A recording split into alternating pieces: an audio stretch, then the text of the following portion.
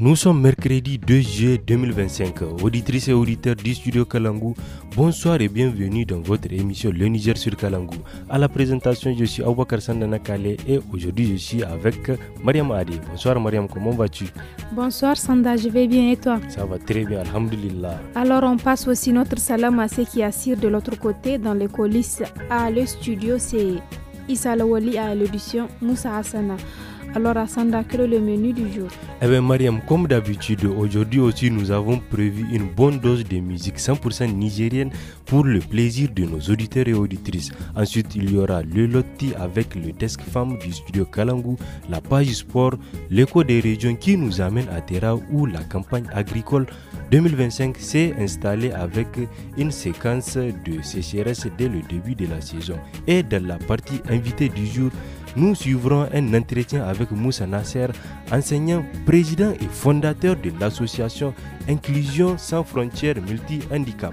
Eh bien, chers auditeurs, installez-vous confortablement car c'est parti pour 35 minutes de divertissement et d'information. Chers auditeurs, avant d'attaquer la première partie de notre entretien du jour, nous allons écouter d'abord la première note musicale de ce soir. Oui, Sandan commence fort avec une artiste qui a marqué le rap nigérien et continue de porter haut la voix des femmes. Voici pour vous Kirari des Aram Moussa sur votre émission Le Niger sur Kalangu.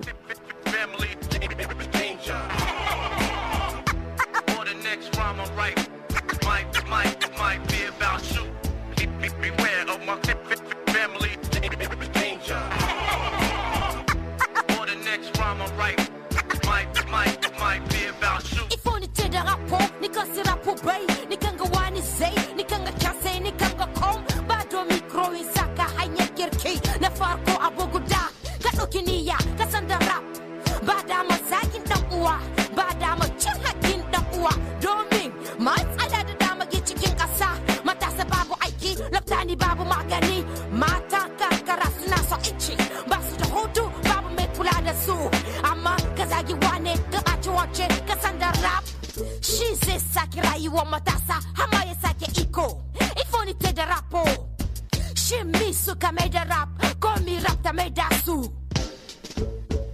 Beware of my family danger for the next rhyme I write might be about you. Beware of my family danger. For the next rhyme I write, might be about you. Chers auditeurs, Kirari est bien le morceau engagé de Zara Moussa alias ZM que vous êtes en train d'écouter. Rappeuse originaire de Niamey, ZM est une des toutes premières femmes à s'imposer dans le rap nigérien. Elle milite à travers sa musique pour les droits des femmes, l'éducation et la paix.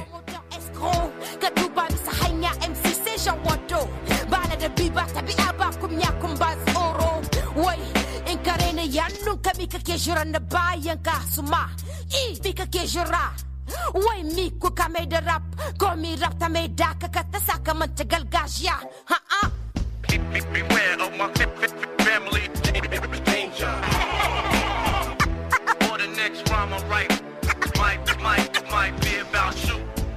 Beware of my family danger.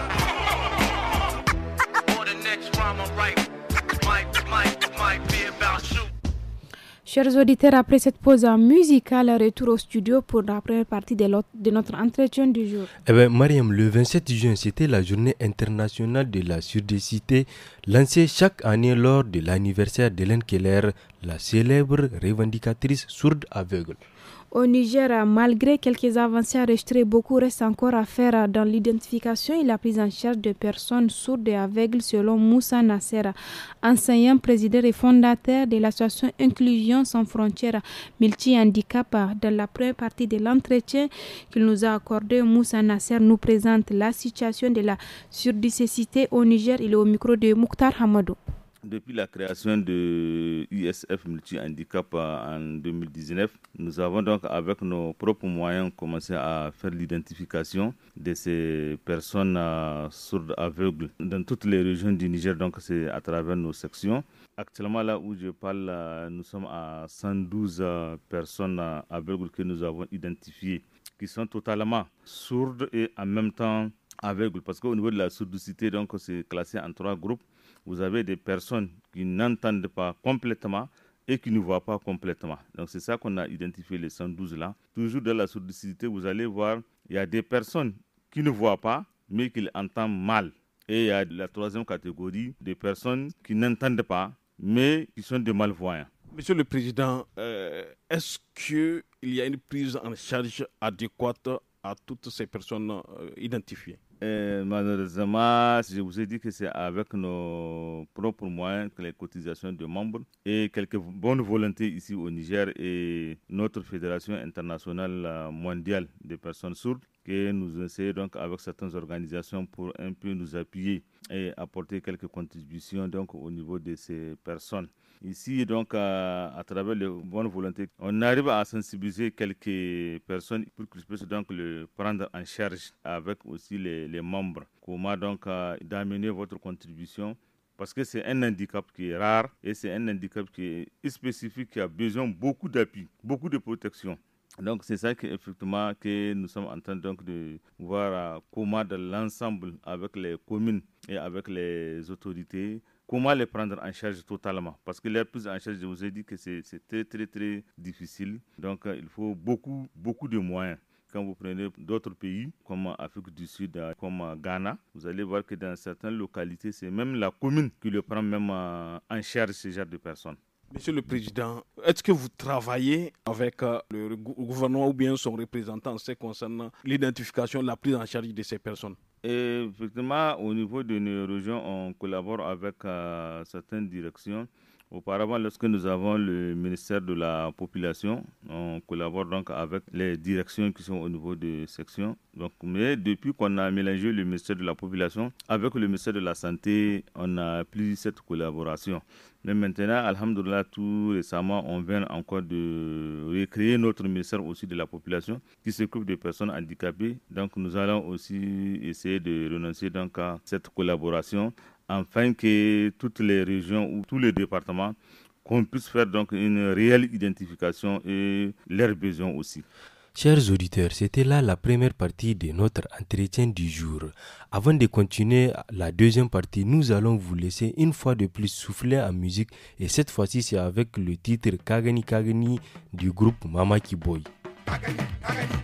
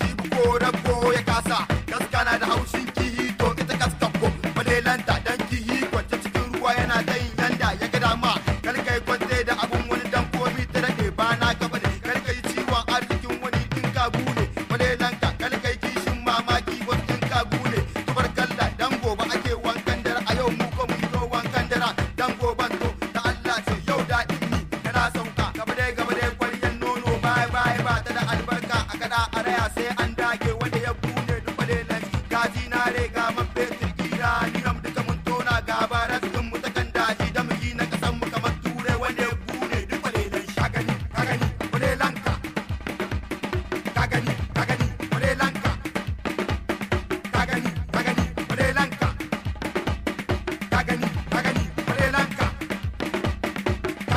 kagani dubar kalla mamaki da rawar duma kagani wale lanka Allah ya yarda kagani wale lanka mun da maka zahi kagani wale lanka sai dan buzunka kagani dubar kalla kai toni ga maka kalme saburu gona da mana tayi bata gyaru ba sai da bagaruwa sai an yi kunin dawa na sha kai ba shoga maka yarinya kyakkyawa mai idanun barewa bata gyaru ba sai da bagaruwa uniform da fandi su kashe ni na baka shugabancin kasa bata gyaru ba sai da bagaruwa na baka prime minister kasa bata gyaru ba sai da bagaruwa na baka deputy in kasa bata gyaru ba sai da bagaruwa na baka conseiller in kasa bata gyaru ba sai da bagaruwa na baka minister al'adu yawa nan kaga ina so Ces groupes originaires de Niamey fusionnent le rap et les sons traditionnels. Leurs textes sont souvent engagés, parfois critiques, mais toujours ancrés de la réalité nigérienne.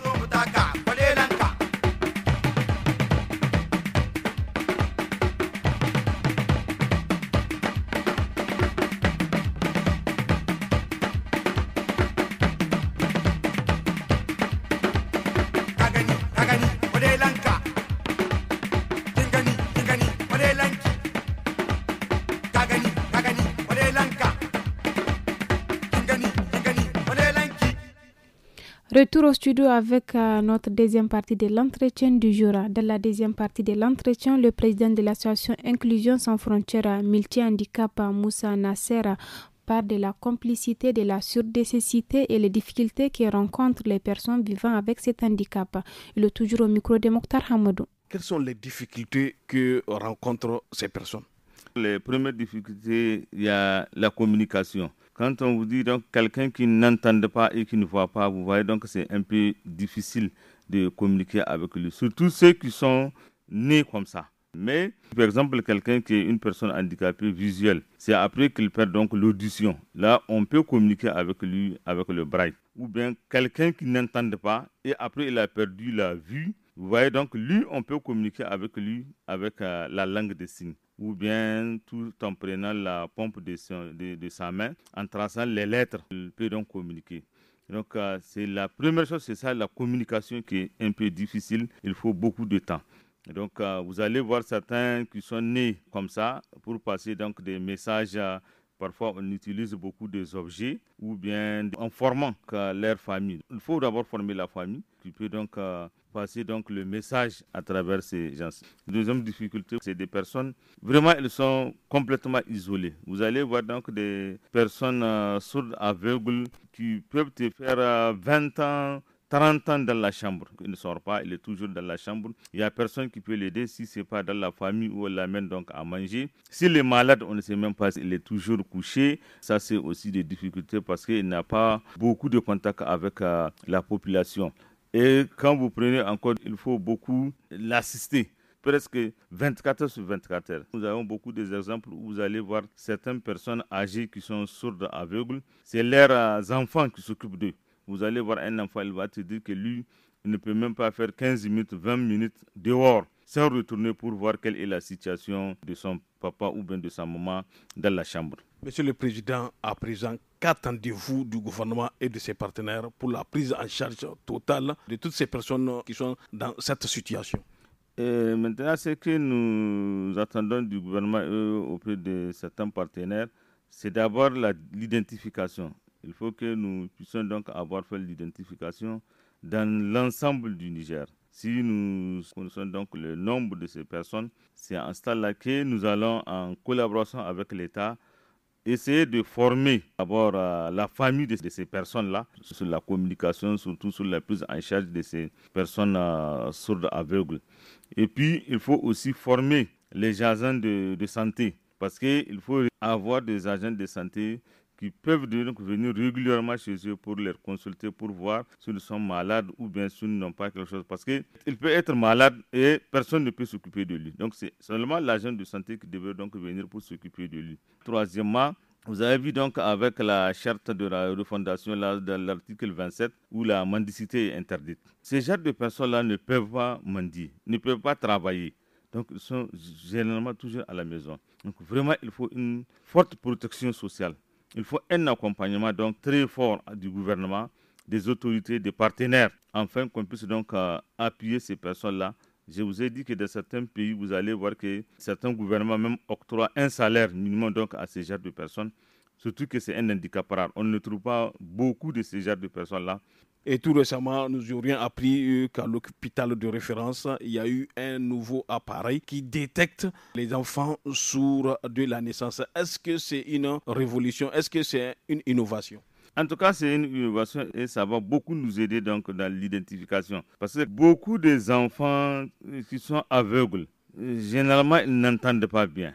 Et vous allez voir aussi beaucoup des enfants sourds, ils ne voient pas correctement. Et ça va beaucoup nous aider donc de l'identification parce que généralement, nous, on fait l'identification comme ça sur le terrain. C'est après qu'on amène l'enfant donc au niveau de l'hôpital pour faire d'autres identifications, diagnostics, tout ceci donc avec des spécialistes. Donc avec ce genre d'appareil-là, ça va beaucoup nous aider donc à aller plus vite donc de l'identification. Monsieur le Président, pour finir, quelles sont vos attentes vis-à-vis de la communauté, la population nigérienne? Il faut qu'on sache donc la surdicécité, c'est un handicap aussi. C'est un handicap spécifique qui a ses propres besoins. Donc, ce n'est pas la même chose avec une personne qui n'entend pas ou bien une personne qui ne voit pas. Dès que vous voyez ce genre de personnes, donc il faut nous référer ça au niveau de ISF, Inclusion sans frontières. Nous allons essayer de voir comment les prendre en charge. Auditeurs et auditrices du Studio Kalangu, à partir de ce lundi 3 mars 2025, le programme du Studio Kalangu passera à 1 heure de diffusion de 17h à 18h. 1 heure de contenu riche et varié, 1 heure pendant laquelle vous aurez l'émission Le Niger sur Kalangu, des informations en 5 langues, un magazine hebdomadaire, un forum hebdomadaire, l'émission des jeunes tous à la fada les dimanches et un documentaire radio mensuel les samedis. Studio Kalangu au rythme du Niger. Place à présent la rubrique hebdomadaire environnement. À Karakara, un village situé dans la région de Dosso, la jeunesse se mobilise pour la protection de l'environnement face aux problèmes d'insalubrité, de la dégradation des terres et de la désertification. Les jeunes sont des acteurs clés dans la lutte pour un avenir plus vert et résilient. Que font-ils sur place pour préserver leur cadre de vie? Réponse dans ce reportage signé Mariam Adé et Habib Garba. À Karkara, ils sont nombreux ceux qui s'investissent pour mener des actions en faveur du climat. Ce sont plus les jeunes qui sont dans ces activités, chacun dans son domaine. Le président des jeunes et son association se battent contre la pollution plastique afin d'assainir son environnement, car la salubrité reste une priorité pour eux. Récemment, un projet sur l'environnement et l'assainissement était venu pour photographier les endroits envahis par les sachets et les ordures. Après, le projet a fait une projection sur le travail qu'il a réalisé. Les gens n'en revenaient pas quand ils ont vu toute cette saleté dans leur commune de Karakara. C'est vraiment honteux. Je lance un appel pour lutter contre la pollution des plastiques en organisant des séances de ramassage et de destruction de ces déchets. À l'exemple de l'autogare qui avant était inondé d'ordures et de sachets. Nous avons sollicité l'aide de la population pour assainir l'endroit. Maintenant, l'endroit est propre. Pour sa part, Issa Moumouni, enseignant, intervient surtout dans les actions de restauration des terres dégradées dans sa localité. La désertification menace des terres agricoles de Karkara. C'est pour cela que les jeunes ont lancé ces projets en utilisant Dizaï et les demi-lignes pour revitaliser les sols. Ces dernières années, les espaces cultivables s'amenuisent. Nous avons des techniques que les anciens nous ont léguées pour préserver les terres, comme faire des demi-lunes dans la brousse. À part les demi-lunes, il y a la technique des ailes. J'ai participé plusieurs fois à ce genre de travaux de récupération des sols. Ces techniques se font avant les premières pluies. On verse du fumier. Ça permet de retenir l'eau là où il n'a pas plu. De son côté, Sahara, une élève, insiste sur la sensibilisation, un point essentiel dans la lutte. Les jeunes édifient la population sur l'importance de planter des arbres. Il doit prendre soin des arbres parce que plus tard, ces arbres seront bénéfiques pour tous. Raison pour laquelle on doit planter des arbres fruitiers comme le citronnier, les manguiers, les baobabs aussi. On peut aussi profiter de l'ombre. On peut même utiliser les grosses branches pour fixer les toits des maisons. Les jeunes de Karkara montrent qu'avec un engagement collectif, il est possible de faire face aux défis environnementaux. Chacun peut contribuer dans la lutte pour le climat à son échelle. C'était là la rubrique environnement. Chers auditeurs, place à présent à l'écho des régions. Et aujourd'hui, nous allons mettre un focus sur l'installation de la campagne agricole dans le département de Terra, où les conséquences du changement climatique se font sentir par un ralentissement dans l'évolution de la saison des pluies. Les détails dans ce reportage signé Moussa Boukari Kanda. La campagne agricole 2025 à Terra a débuté dans un contexte marqué par une période de sécheresse précoce, ralentissant les activités agro-pastorales dans certaines zones du département.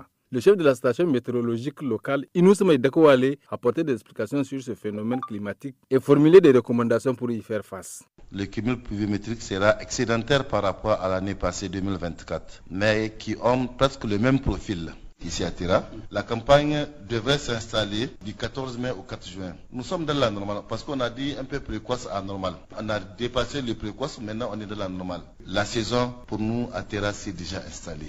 À partir de cet instant, quand tu arrives à avoir une pluie qui équivaut peut-être à 10-20 mm, il faut semer. Quand ça va être en juillet, nous sommes en retard. D'où le choix obligatoire des semences s'impose. La Chambre régionale d'agriculture CRA soutient les producteurs à travers la vente d'intrants agricoles à coût réduit. Son point focal à Terra, Boubacar Ousseini, invite les agriculteurs à utiliser les semences améliorées disponibles dans plusieurs villages. Au niveau de la commune de Terra, il y a une boutique d'intrants centrale. On a fait des points de vente au niveau des différents villages. Lurgou, Djinouguri, Tatakou, Dumba, Tourkoukei. Il y a les points de vente où on peut profiter des semences améliorées et de bonne qualité aussi. Pour la campagne 2025, déjà au niveau de boutiques d'intrants, nous avons des semences qu'on a mis à la disposition des producteurs qu'on vendait le kilo à 1000 francs, donc ils peuvent aller là-bas. De son côté, Boubacar Harouna, producteur local, s'est dit préoccupé par la situation, soulignant la dépendance des populations à l'agriculture. L'année passée, c'était le 12 mai où on a eu la pluie, jusqu'à 115 mm. Et ces derniers temps, on a constaté que si tu sèmes en retard, on n'a pas suffisamment de pluie qui peut te permettre de surpasser la période de sécheresse. Parce que souvent, le mois de septembre, il n'y a pas de pluie. Si nous arrivons à avoir, on est juin, juillet, août, septembre, jusqu'en fin septembre, si on arrive à avoir de la pluie, vraiment on peut espérer. Pour faire face aux répercussions du changement climatique, le chef de la station météorologique de Terra, Inoussama Dakouale, fait quelques suggestions. On a vu le changement climatique l'année passée, où on a eu un record pluviométrique de plus de 20 ans, dans la zone à peu près 900 mm, alors qu'on avait une moyenne de 400 à 500 mm. Et ça a entraîné des inondations, des effondrements des maisons, même des pertes en vies humaines. Cela nous interpelle à changer aussi notre comportement, à prendre des mesures pour réhabiliter d'abord les maisons, éviter aussi l'occupation anarchique des zones inondables. Au niveau de la ville, curer les caniveaux, évacuer les déchets pour faciliter l'évacuation des eaux de pluie. Malgré ces difficultés, les prévisions météorologiques annoncent des précipitations globalement excédentaires pour la campagne agricole 2025. Chers auditeurs, si vous venez de nous prendre en cours, c'est l'heure du sport et nous sommes avec Adam Sariou dans ce studio. Bonsoir Adam. Bonsoir Mariam, bonsoir Sandana Kali. Bonsoir Adam, comment vas-tu? Je vais bien et toi? Super, alors Adam, parlons de l'avant-dernière journée de la Super Ligue nationale de football qui a commencé hier à mardi 1er juillet 2025. La 29e journée de la Super Ligue du Niger a débuté effectivement hier 1er juillet 2025 sur les terrains du stade général Sénékounté avec la rencontre qui a opposé l'AS Fan à l'Olympique FC, victoire des forces armées nigériennes 2-0 contre l'Olympique FC. Une belle opération pour les militaires qui renforcent leur position en tête du classement. Avec cette victoire, l'association sportive des forces armées nigériennes continue sa course vers le titre portée par une solide performance collective. Demain, jeudi, le Sahel Sporting Club reçoit le Wombe AC au stade général Sénékounté à 16h. Et au même moment, la Renaissance de Bukoti reçoit l'Espoir FC de Zender au stade municipal de Niamey. Le vendredi 4 juillet, l'Union sportive de la gendarmerie nationale recevra l'AS UAM au stade municipal de Niamey à 16h45. Alors, merci beaucoup Adam pour ce point sur les matchs de la 29e journée. Quel est le classement de cette Super League? Eh bien, Nakale, l'AS Fan conserve sa première place dans la compétition grâce à sa victoire d'hier et compte désormais 57 points. Ils sont suivis de très près par l'association sportive de la Garde nationale, 53 points, et l'AS Douane, 51 points, avec un match en moins pour les deux équipes. En bas de tableau, nous avons le Wombe AC et le Jean Gorzo Football Club de Maradi qui sont quasiment relégués en Ligue nationale pour la saison prochaine. Merci bien Adam. Pour terminer, parlons de la Ligue nationale. Eh bien, en clôture de la 16e journée de la Ligue nationale 2024-2025, la lutte pour la montée en Super League s'accentue. Dans la poule A, Kandarga FC de Zender a battu ASCBK de Birninkoni sur le score de 6-1, tandis que Akokana FC d'Arlit s'impose 1-0 face à Kandaji FC de Niamey. Tagour et Entente de Dosso se neutralisent 1 but partout dans le derby d'Ossolé, alors que Zumunta AC de Niamey s'impose à Maradi contre Dankasawa sur le score de 1-0. Dans la poule B, l'équipe de Goudel, AS Zam de Niamey, continue sa belle série à un moment décisif de la saison avec une victoire de 1-0 contre l'Antarki FC d'Agadez. AS Bourja de Maradi et RC Lazare s'imposent respectivement face à Songancha de Tilaberi 1-0 et AS Toudou d'Agadez 2-1. Au classement, le Tagour est en tête du pool A avec 35 points et AS Zam domine au classement de la poule B avec 31 points. Chers auditeurs, c'est ici que prend fin la page sport de ce mercredi et à demain pour d'autres informations sportives. Alors, merci beaucoup Adam pour toutes ces informations. Passe une excellente soirée. Alors, place à présent au loti du jour. La rubrique loti de ce mercredi porte sur la protection des enfants en cette période de saison pluvieuse. En effet, il est nécessaire de bien protéger les enfants pour les préserver de toute maladie liée à la saison de pluie, n'est-ce pas Zainab Abdou et Rekia Arimi? Loti.